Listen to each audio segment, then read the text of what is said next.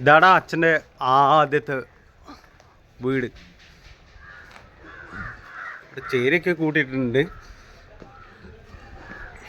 ഈ ഓഫീസ് റൂമിൽ ഞാൻ കിടന്നുറങ്ങിയില്ല. കാരണം ഓഫീസ് റൂം കുഞ്ഞായോണ്ടൊന്നുമല്ല, നമ്മളതിൻ്റെ അകത്ത് ഉറങ്ങിയിട്ടില്ല. ഇതാണ് നമ്മളെ കുഞ്ഞ് വീട്. അക്കയൊക്കെ എന്തോ ഉണ്ടാക്കി വെച്ചാന്ന് തോന്നുന്നു. ഇവിടെ ഒരു റൂം കാണുന്നുണ്ട്.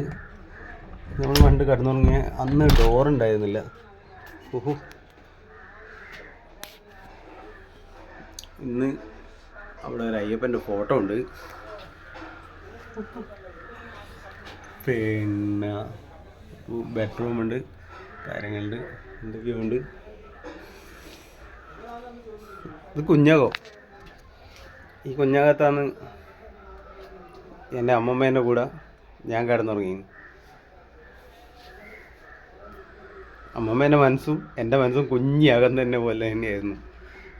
കട്ടിലേണ്ട ആ റൂം വേണ്ട, അവിടെ നിന്ന് ഇറങ്ങി ഇങ്ങനെ വന്നു കഴിഞ്ഞാൽ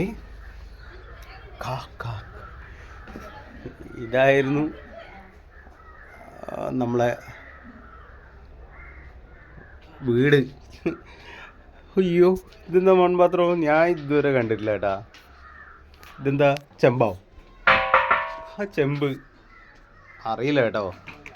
ഈ ചെമ്പൊക്കെ ഇത് ആയിരിക്കില്ല, അത് ഇവിടുത്തെ ആണോന്നും അറിയില്ല. ചിലപ്പോൾ പറയാൻ പറ്റില്ല.